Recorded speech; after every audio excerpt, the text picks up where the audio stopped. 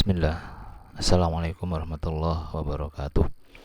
Pada kesempatan kali ini kita akan melanjutkan pembahasan kita tentang teori-teori linguistik yang diangkat dari buku induk kita di mata kuliah ini. Pembahasan kali ini membahas tentang hipotesis Sapir-Whorf, masih dalam lingkup kajian linguistik struktural di Amerika. Di akhir-akhir ini kita nanti akan membahas kajian-kajian linguistik yang berkembang di Amerika. Kalau sebelumnya kita membahas tentang linguistik struktural Amerika, tokoh-tokohnya ada Frank Boas, ada Bloomfield. Kali ini kita akan membahas tentang dua tokoh ini beserta teori-teori yang muncul dari ide-ide mereka, yang lebih dikenal dengan hipotesis Sapir-Whorf.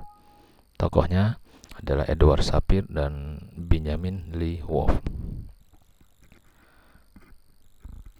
Hipotesis Sapir-Whorf ini bicara tentang bahasa dan budaya. Jadi nanti kita akan membahas tentang mana yang lebih dulu muncul antara bahasa dan budaya. Ya, sama kalau perdebatan atau dialektika yang ada di dunia ini seperti dua objek yang ada di hadapan kita ini. Mana duluan antara telur dan ayam?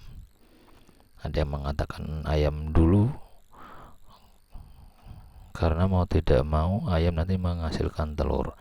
Ada yang mengatakan telur dulu karena ayam berasal dari telur. Ya, terus berputar-putar begitu konteksnya.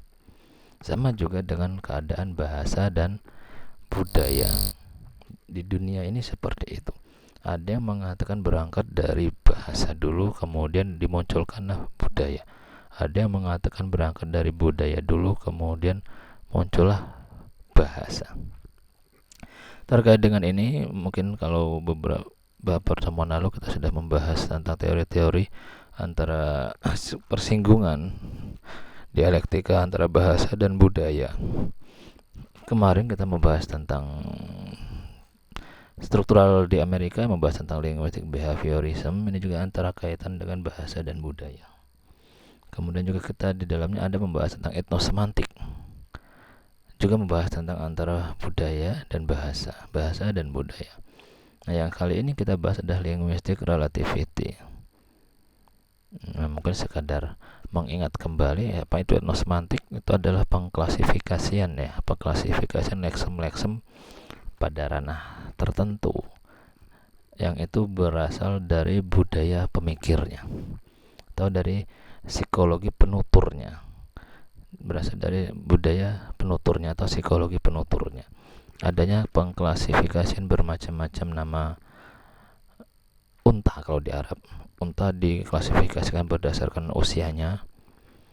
Itu kan berangkat dari budaya penuturnya atau psikologi penuturnya. Jadi kalau bisa dikatakan bahas budaya dulu, kemudian terwujudlah bahasa. Jadi budaya lalu muncul bahasa. Begitu juga linguistic behaviorism yang kemarin kita bahas, ada stimulus dan ada respon. Stimulusnya berupa faktor-faktor eksternal yang diantaranya adalah budaya. Nah, mungkin kita lihat linguistic behaviorism kemarin sekadar mengingat gagasan Bloomfield itu. Menurut paham ini, setiap manusia berujar pada dasarnya merupakan respon dari stimulus. Stimulusnya ini ada yang berupa tuturan, nanti ada yang berupa gestur atau gerak tubuh, ada juga yang berupa keadaan atau situasi. Nanti poin situasi atau keadaan budaya itu munculnya di sini, di situasi ini. Jadi budaya memunculkan respon, budaya keadaan dalam arti stimulus dan memunculkan respon yang berupa bahasa. Oleh karena itu, dua teori di awal dia mengatakan bahwasanya budaya akan membentuk sebuah bahasa. Itu teori yang sudah baku. Nah, namun kalau dalam teori Sapir-Whorf hipotesis ini, seperti kita lihat linguistic relativity atau Sapir-Whorf hipotesis, dia kebalikannya. Dia akan mengatakan bahwasanya budaya itu terbentuk dari bahasa. Nanti contohnya nanti akan kita jelaskan. Kita berangkat dari sejarah singkatnya dulu. Hipotesis Sapir-Whorf. Kita mengatakan bahwa teori ini, semua orang mengatakan, kalau dia mengatakan teorinya disebut dengan linguistic relativity, principle of linguistic relativity. Ini teori, dia mengatakan teori. Namun dalam pandangan linguis di dunia, konsep-konsepnya ini belum sampai dalam tataran teori, namun hanya masih dalam tataran hipotesis. Mengapa? Karena dia mengatakan kan konsep besarnya itu adalah bahwasannya budaya dibentuk dari bahasa masyarakat, tutur. Budaya yang berkembang di masyarakat itu berasal dari bahasanya. Jadi dia mengatakan ini disebut dengan linguistik, teorinya teori linguistic relativity. Namun kalau menurut ahli bahasa itu belum bisa teori. Apakah bisa sebuah budaya itu dibentuk dari bahasa penuturnya? Misalnya saja begini, contoh sederhana. Orang Barat itu dikenal dengan bangsa yang sangat ketat terhadap waktu, sehingga mereka punya slogan time is money. Waktu adalah uang. Itu budaya mereka seperti itu. Nah, menurut Sapir-Whorf ini, budaya yang seperti itu berangkat dari bahasanya. Bahasanya kalau di Barat, dalam segi gramatika saja, mungkin kalian pernah pikirkan, yang kalian sangat dekat dengan gramatika Inggris, itu gramatika Inggris dalam hal tenses, dia mempunyai tenses dan aspek itu digabung bisa mencapai 16 pola. Sangat ketat sekali tentang waktu itu, 16 pola. Sehingga kalau sudah lewat dari jam 9.00 berarti sudah masuknya pas. Jam 9.01 sudah masuknya pas. Jadi mereka sangat ketat terhadap pola-pola waktu itu dalam hal gramatika, dalam hal tenses. Sehingga dari bahasa itu dalam artian grammar membentuk budaya mereka yang time is money. Sedangkan bangsa Indonesia budayanya terkenal dengan budaya jam karet, budaya yang sering molor. Ini berangkat dari bahasa mereka yang tidak punya hitungan tenses yang ketat dalam grammarnya. Mungkin kalau di Indonesia hanya ada telah, sedang, dan akan, hanya ada 3. Sedangkan kalau dalam Inggris bisa sampai, itu gabungan dengan aspek, bisa sampai 16. Nah, itu menurut Sapir-Whorf. Menurut teori linguistic relativity mereka, budaya seperti itu berasal dari bahasa mereka. Budaya terbentuk dari bahasa. Nah, akan tetapi apakah benar pola jam karet itu berangkat dari bentuk waktu dalam bahasa Indonesia, atau apakah benar time is money itu budaya time is money berangkat dari bentuk bahasa grammar atau tenses orang Barat yang sampai rinci sekali sampai mencapai 16 bentuk pola tenses. Nah, itu kan masih menjadi hipotesis, belum terbukti kebenarannya. Untuk pola awalnya seperti itu. Yang dikenalkan pertama kali tahun 29 dan mulai populer sejak 1950-an hingga sekarang. Kepopuleran hipotesis ini karena ide Sapir ini ditulis dan dipublikasikan dalam tulisan muridnya itu Whorf secara anumerta. Pada beberapa dekade setelah munculnya hipotesis ini terus mendapat kritikan bertubi-tubi dari para pengikut Chomsky yang mengatakan bahasa berasal dari pikiran. Nah, ini kan jelas berbeda sekali. Bahasa berasal dari pikiran, mentalisme. Kalau dia mengatakan malah bahasa itu membentuk budaya. Nah, kalau ini kan kebalikannya, justru pikiran itu nanti yang memunculkan bahasa. Nah, ini pembahasan tentang Chomsky akan kita bahas minggu berikutnya, insyaallah.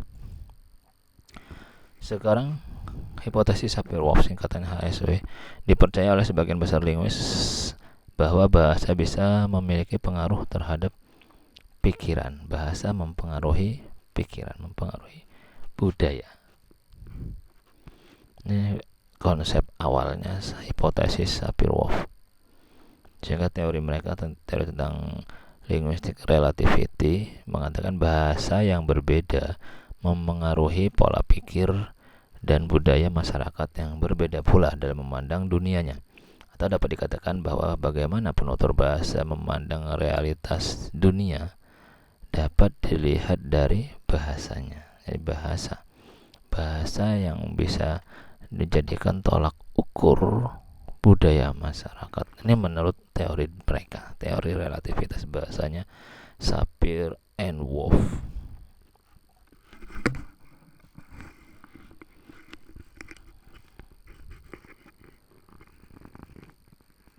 Bagaimana penutur bahasa memandang realitas dunia dapat dilihat dari bahasanya. Misal contoh lagi begini. Orang barat terkenal orang yang suka sekali dengan budaya kerja, hard working, budaya kerja mereka. Ini kabarnya kalau menurut teori ini berangkat dari bahasa mereka ketika greeting, ketika mereka berbicara terkait dengan greeting, ketika bertemu dengan orang lain mereka akan mengatakan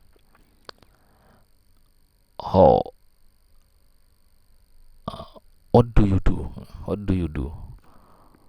are you doing, how do you do.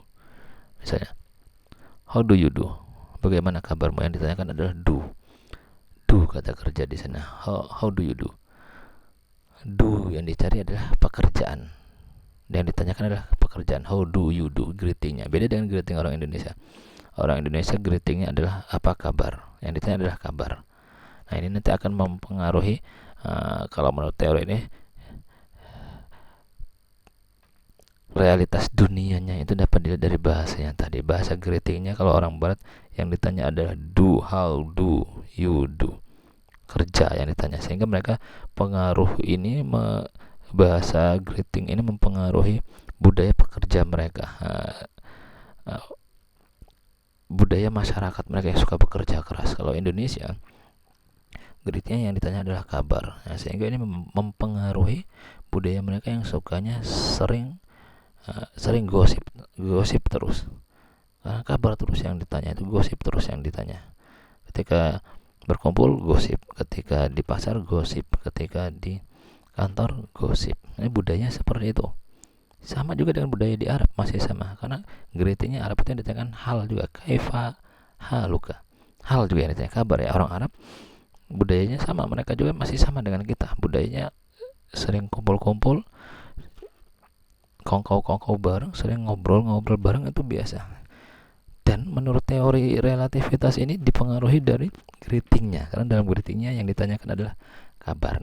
Namun lagi-lagi, apakah budaya hardworkingnya Barat dengan budaya orang Indonesia atau bangsa Arab yang suka gosip itu dipengaruhi oleh greeting? Itu tentu butuh analisis mendalam lagi, karena ini kalau menurut para linguis tidak berangkatnya dari situ, tidak berangkat dari pola greetingnya itu. Jadi itu kalau bisa memvonis berangkat dari pola greetingnya, ini masih dalam sekadar hipotesis saja. Oleh karena itu linguis mengatakan teori relativitas bahasanya Sapir-Whorf ini masih dalam tingkatan hipotesis, belum sampai teori, sehingga masih dikatakan Sapir-Whorf hipotesis kalau dalam aliran-aliran linguistik. Nah, kita melihat siapa tokoh-tokoh yang ada di balik ini. Pertama adalah Edward Sapir.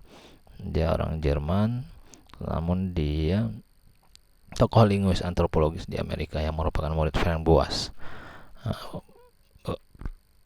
Pembahasan kemarin kita membahas tentang Frank Boas di Amerika. Nah, muridnya adalah Sapir ini.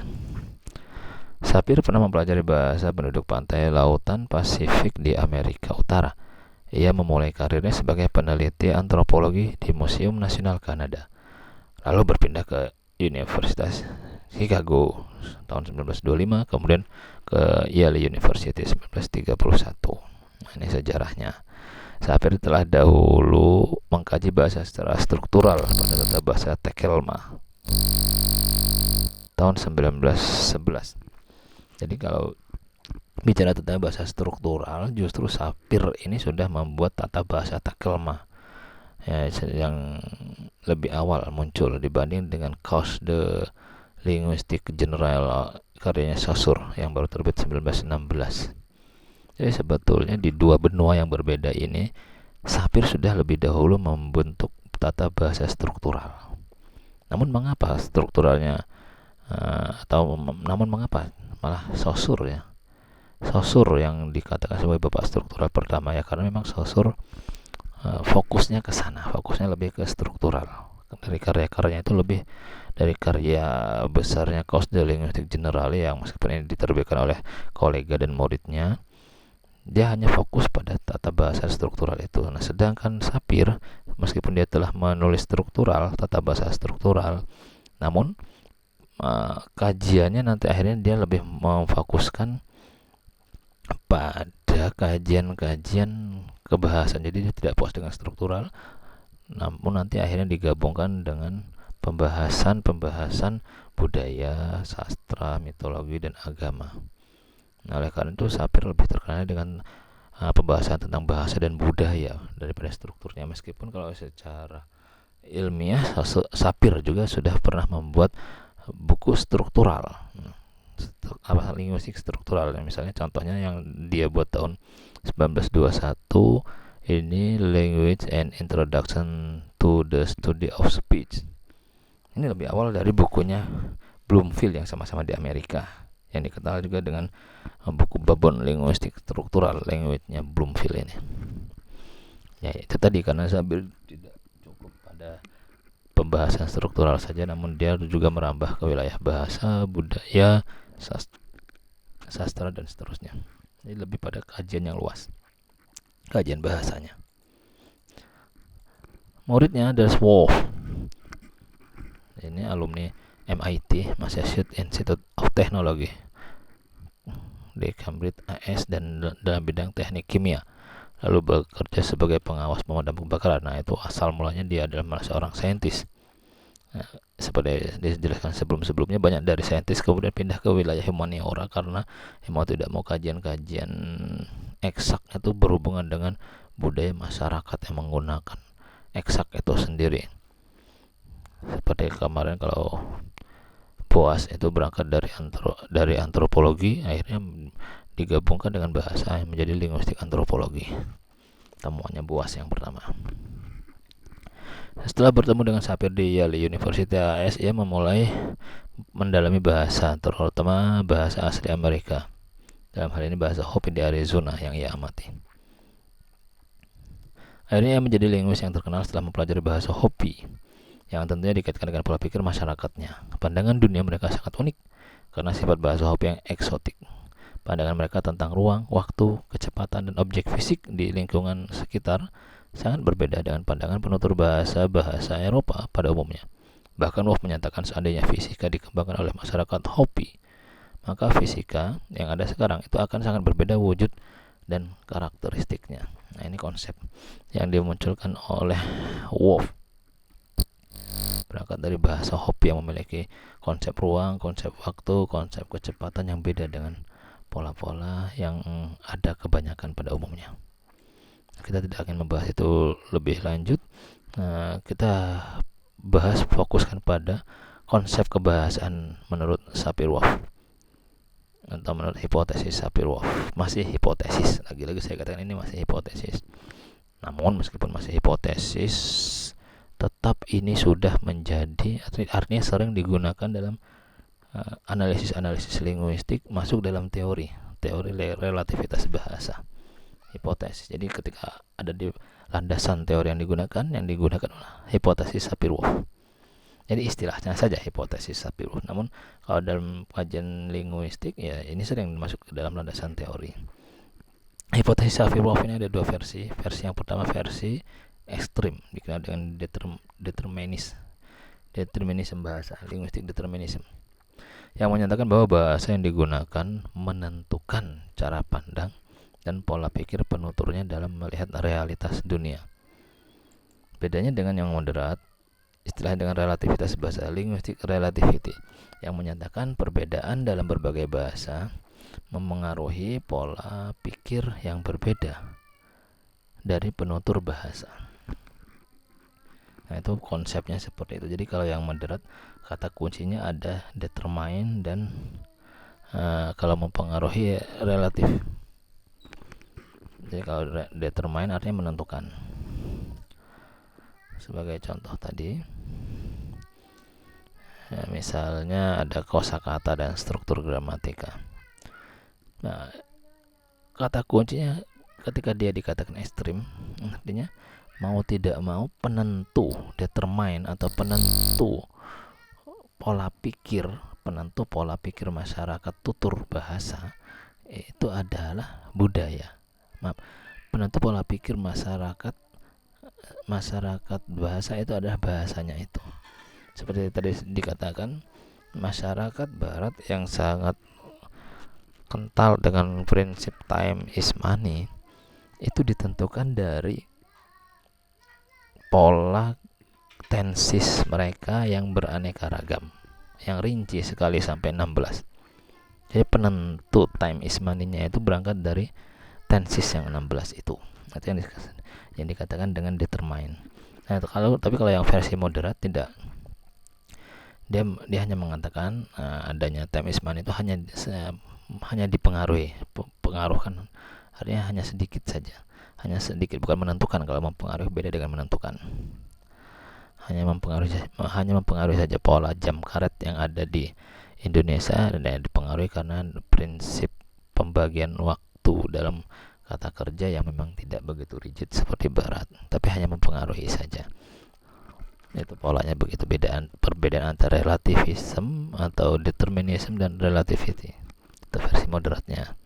Nah, bahasa yang mempengaruhi pola pikir masyarakat yang dimaksud adalah bahasa dalam bentuk kosakata dan struktur gramatika. Contohnya begini, kalau dalam bentuk kosakata, misalnya kalau dalam penyerapan kata, biasanya bahasa Indonesia itu menyerap kosakata bahasa asing, namun bentuk penyerapannya tidak reguler. Kadangkala diserap secara utuh, kadangkala diserap hanya sebagian. Misalnya pena diserap dari pen, komputer diserap jadi komputer. Itu ada sebagian fonem-fonem yang diubah. Namun ada juga yang secara utuh. Ada yang hanya sebagian. Misalnya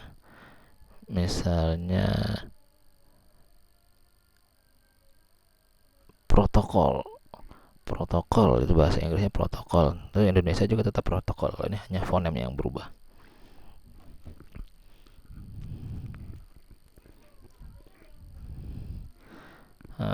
Misalnya apa ya yang gampang itu, kita bisa melihat kosakata serapan dari bahasa Inggris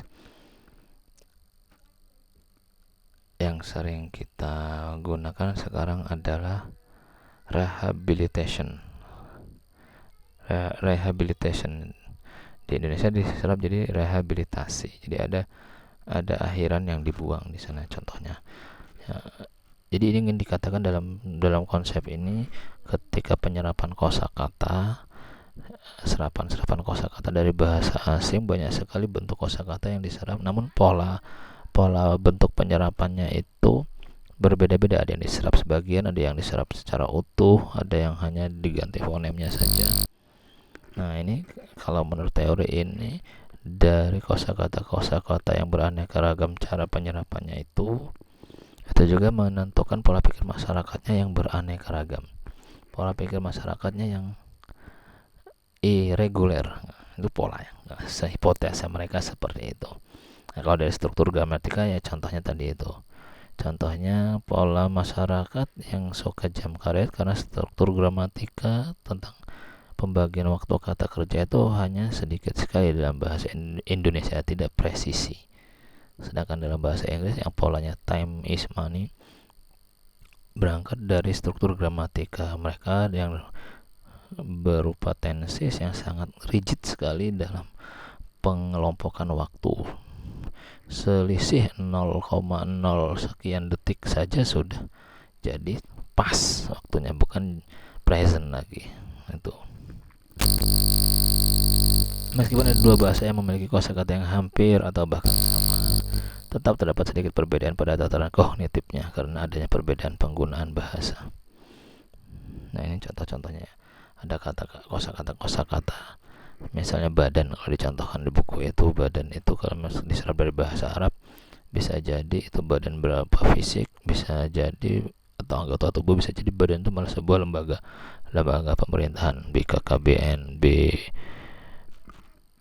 BPR, BPIP dan sebagainya. Nah, di sini ada alur. Sebelumnya ada tokoh yang sudah membicarakan ini, yaitu Humboldt, abad berapa nih? Abad 18-an. Dia menyatakan suatu bahasa secara mutlak menentukan pola pikir penuturnya. Jadi Sapir-Whorf ini sebetulnya polanya sudah pernah dimunculkan oleh Wilhelm von Humboldt ini. Jadi dia mengatakan bahwasanya bahasa kemudian berangkat dari bahasa kemudian muncul menjadi pola pikir lalu menjadi sebuah budaya. Hipotesis Sapir-Whorf ini memang menjadi hal yang kontroversi dalam kajian bahasa, kognisi atau pola pikir dan budaya. Apakah alur keterpengaruhannya satu arah seperti bagian di atas, atau dapat saling berputar pengaruhnya, atau alurnya malah dapat dibalik? Hal ini dapat kita temukan dalam budaya kolektif masyarakat di Indonesia yang tertuang dalam sistem kekerabatannya. Misalnya ada bapak, ibu, saudara. Dari penjelasan ini, alur yang muncul justru berbalik dari bagan sebelumnya, sehingga memiliki alur budaya, pola pikir, bahasa. Maksudnya begini, dalam budaya kolektif masyarakat Indonesia terkenal dengan budaya serawung, budaya kolektif, tidak budaya individual. Dari budaya ini, akhirnya mereka membentuk pola pikir yang sangat kekerabatan, sehingga ini mempengaruhi bahasa mereka, atau mempengaruhi kosakata mereka dalam hal panggilan nama orang lain. Jadi panggilan nama orang lain ini, bapak, ibu, saudara, ini yang dimaksud di sini adalah panggilan nama orang lain atau orang kedua yang bukan dari kerabat, namun karena dipengaruhi oleh budaya kekerabatan. Ini kan biasanya bapak kan urusannya dengan orang tua kita, ibu juga dengan orang tua kita, saudara dengan saudara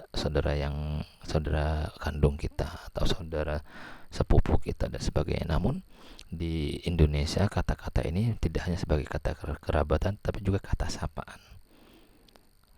Munculnya bahasa sapaan yang diambil dari kekerabatan ini berangkat dari budaya masyarakat Indonesia yang sangat kolektif, sehingga itu membentuk pola pikir mereka. Mereka berpikir bahwasanya untuk kekerabatan itu atau untuk kolektif, untuk masyarakat yang serawung, yang kolektif ini dibutuhkan bahasa untuk memanggil dengan bahasa-bahasa kekerabatan seperti ini. Sehingga dikatakan, mau kemana pak? Mau kemana pak? Mau kemana bu? Padahal itu kan bukan bapak dia, itu bukan ibu dia. Mau kemana mas? Mau kemana bang? Itu bukan abang dia. Nah, tapi sapaan seperti itu berangkat dari sapaan kekerabatan. Nah, itu berangkat dari budaya. Jadi budaya dulu, kemudian pola pikir, lalu muncul bahasa sapaan yang berangkat dari bahasa kekerabatan atau kosakata kekerabatan.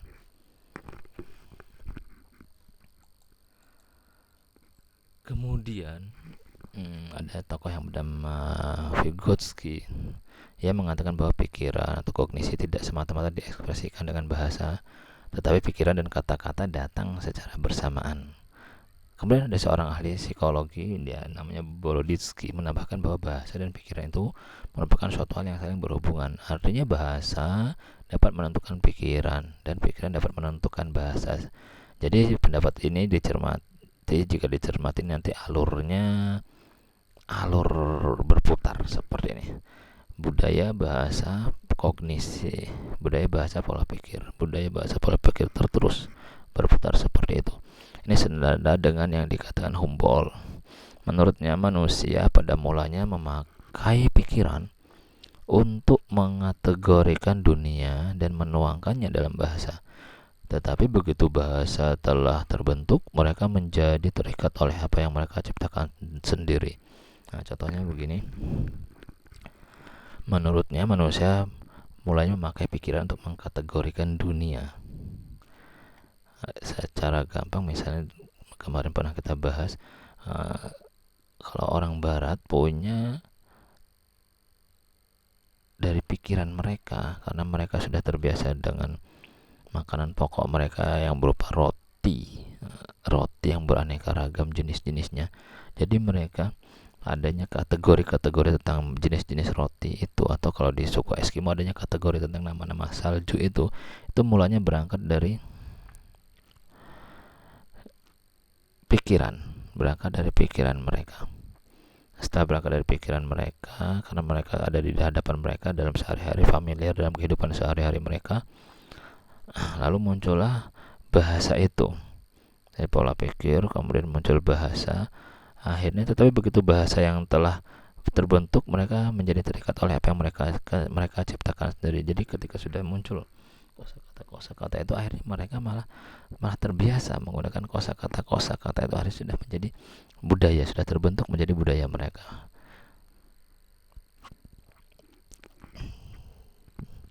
Jadi kalau di aliran ini modelnya pola pikir dulu, dari pola pikir mereka kemudian muncul kategori-kategori bahasa tadi, kategori-kategori roti, kategori-kategori unta kalau di Arab, muncul kategori-kategori tentang leksikon padi, misalnya kalau di Jawa ada sampai 15 leksem nama-nama padi itu kalau di Jawa.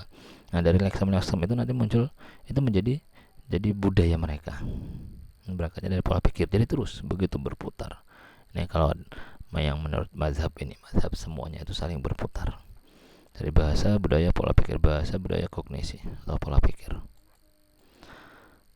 Nah, baik, terakhir ini mungkin kita bisa lihat contoh-contoh saling mempengaruhi antara bahasa, pola pikir atau kognisi dan budaya. Misalnya begini, ucapan terima kasih kepada Allah pada skripsi, tesis, disertasi. Kalau di wilayah barat, dalam acknowledgement, dalam tesis paper itu tidak ada ucapan terima kasih kepada Allah, karena budaya mereka tidak budaya seperti itu. Tapi ini berarti dipengaruhi oleh budaya Indonesia yang sangat rendah hati, sehingga semuanya itu berangkat dari Tuhan. Budaya Indonesia biasanya seperti itu, sehingga dituliskan di bahasa acknowledgement-nya, ucapan terima kasih itu thanks to Allah, biasanya seperti itu. Berarti berangkat dari budaya dulu, kemudian bahasa. Kalau yang ini sapaan di Indonesia yang bersifat kekerabatan, Bapak tinggal di mana, Ibu mau kemana, Mbak rumahnya di mana, misalnya seperti itu. Nah, ini sapaan nama-nama kekerabatan seperti ini, bahasa sapaan ini malah berangkatnya dari budaya terlebih dahulu. Budaya kemudian mempengaruhi bahasa, karena budayanya budaya yang kolektif.